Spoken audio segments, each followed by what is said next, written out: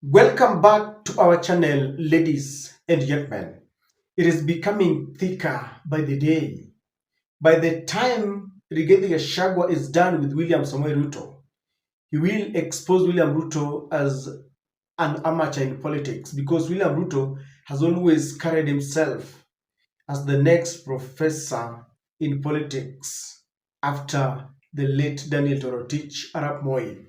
And as the president continues his onslaught, pursuit, and witch hunts against the opposition leaders, Rigathi Gachagua has got a sweet surprise for him. He has decided to take the war right to the doorstep of William Samoei Ruto. Ladies and gentlemen, welcome back.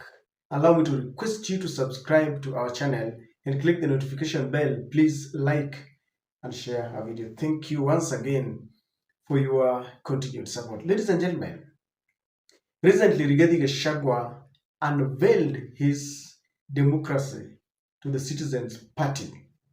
We were told that was just unveiling. We are waiting for the launching. Now, within a span of just a week or two, he has managed to open 2 branches. I think it was in Murang'a also.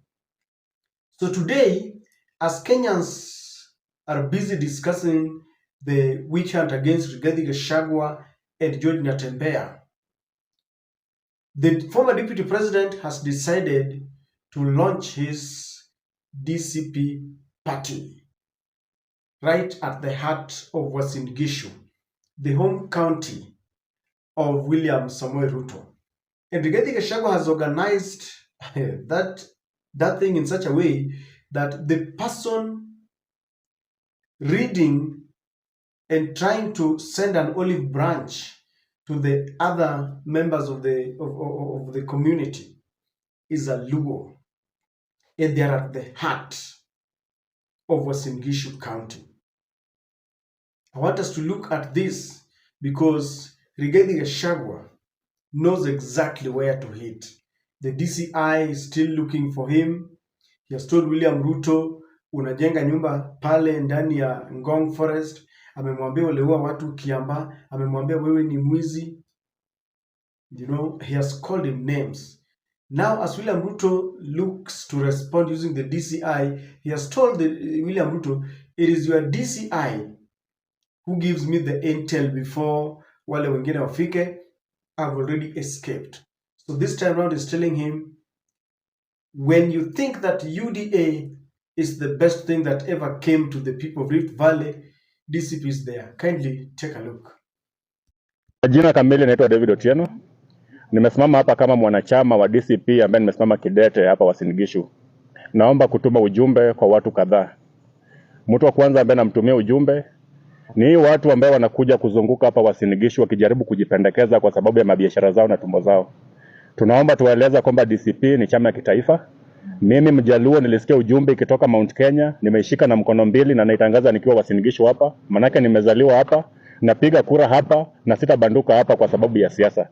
Tunazidi kuambia hawa watu ambao wanasimama maeneo haya, ambao kila wakati wanapotembea wanafikiria siasa ya kutenganisha watu kwa ukabila ndio msingi. Chama ya kipekee ambayo inabeba mwana Kenya sasa ni DCP. Tunaomba muame kwa hizo vioski ambao mmekaa kwa muda mrefu, mtoke kwa hizo visumba ambao mmefungwa nao kwa muda mrefu, especially kwa mandugu zangu wa Jaluo. Enzi ya kutoka kwa utumwa katika hiyo chama ambayo mmekaa ndani kwa muda mrefu imefika. Sasa hivi tuko na kiongozi ambaye anazungumza sauti ya Mkenya, naye ni Rigathi Gachagua. Anatangaza shida zetu vile ziko, anasema ukweli mahali penye inapatikana na anatangaza mahali muozo imeanzia. Kwa hivyo kila Mkenya uko na sababu ya kusimama na miguu yako miwili, kuvuka na kuingia ndani ya DCP. Tumekutangulia hapa na tunakukaribisha. Asanteni sana. Zaidi ya yote najaribu kuambia watu wa Kenya ya kwamba wakati ya kuuzua uoga imeisha. Sisi tukiwa Uasin Gishu hapa tumeshikana chini ya Aaron Mwega Maina ambaye ni chief coordinator wa DCP hapa Uasin Gishu. Na tunaambia Wakenya kwamba ni wakati ya kusikiza ground na kufuata ground. DCP sikiza Kenya. DCP sikiza ground. Na hiyo ndio mwelekeo. Asanteni. So you know what exactly Rigathi is targeting. Now, he has decided to use a Kenyan from the Luo community to announce to the people that the new talk in town is the Rigathis party. And doing this, he's taken this right at the heart of Ruto's backyard. So what exactly is Rigathi Gachagua trying to do? Number one, Rigathi is provoking the broad-based government. When Raila thinks that all the Luos are listening to him, there's a Jaluo who is telling them, we have this new party, Kujeni. This is the new talk in town, and this is what is going to take us to Canaan. So he has gone there. He has sent his people to provoke the broad-based government. Number two, William Ruto. Number two, Rigathi Gachagua has gone right at the heart of Ruto's backyard. This is another way of provoking William Samoei Ruto. And you see, when you provoke William Ruto, Gachagua is praying, because of late I've realized that William Ruto is getting into his trap. Unaona hata hii ya kujaribu kushika Gachagua.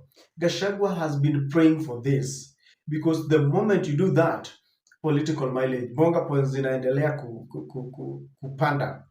So I know there are people who has targeted. I know there are people who have targeted that group, and so if they are not careful enough, they will start attacking that group.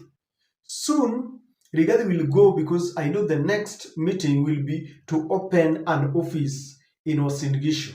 Then he's only waiting for his youth, because I know people like Oscar Sudi can even decide to start issuing statements ya kwamba tutaki, hii DCP hapa, or some youths will go there to vandalize his offices. By doing that, that is the best way to popularize Rigathi Gachagua. He will be grabbing headlines. Youth vandalize Rigathi Gachagua, youths attack Rigathi Gachagua. Hata ule ambaye hakujua Gachagua ni nani, he's both in the print media, grabbing headlines on TV and radio stations, and they're discussing, and people are calling, the host in the TV stations or radio wanauliza, je, ukiangalia hii huyu Rigathi Gachagua unaona akienda mbali? Watu wanaanza kuchangia kwa kusema kweli Rigathi Gachagua ndio kiongozi wetu. That is how you popularize Rigathi Gachagua. So Rigathi has gone, he has taken the war to Ruto's doorstep, and he's praying that William Ruto should react, and react negatively, because again, he will, have proven that William Ruto is very intolerant and very arrogant, because once youths go there, it will be said, okay, mnaona, and that is exactly what Rigathi Gachagua really wants. The advisors of William Ruto, he must do a good job, because I've realized that William Ruto and all his advisors, I think, are not thinking beyond certain points. Number three, Rigathi wants to show the nation that this is a party of the people. It is the new party of the people. He's showing them that it has got the national outlook. Tuko na Mkale pale, tuko na Mjaluo, tuko na Mkikuyu. Soon utaona anaenda pale Kisii. So he wants to convince the country that his party is a national party and not a local or a village party, the way some people are trying to put it. Number four, he wants the Kenya Kwanza regime to forget about their main mission, to implement the promises that they gave to people. And Rigathi wants to force them to continue with the early campaigns. They had started early campaigns, but now Rigathi wants to keep them busy.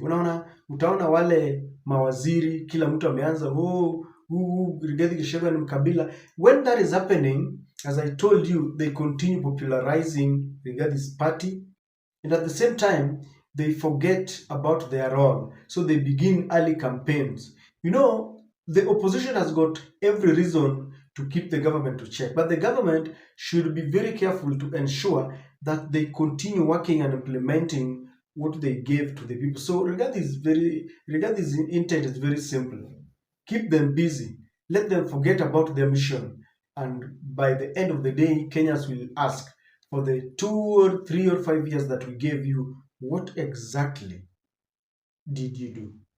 and let them not underestimate Rigathi Gachagua. I know William Ruto now knows that if there is one person whom he cannot underestimate is Rigathi Gachagua.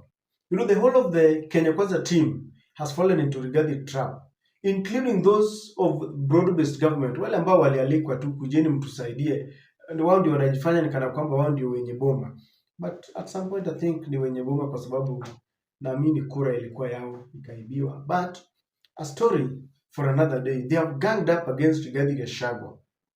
Oh, he's a tribalist. Rigathi Gachagua saw the light. Even Saul became Paul. Because at some point, Rigathi was scary.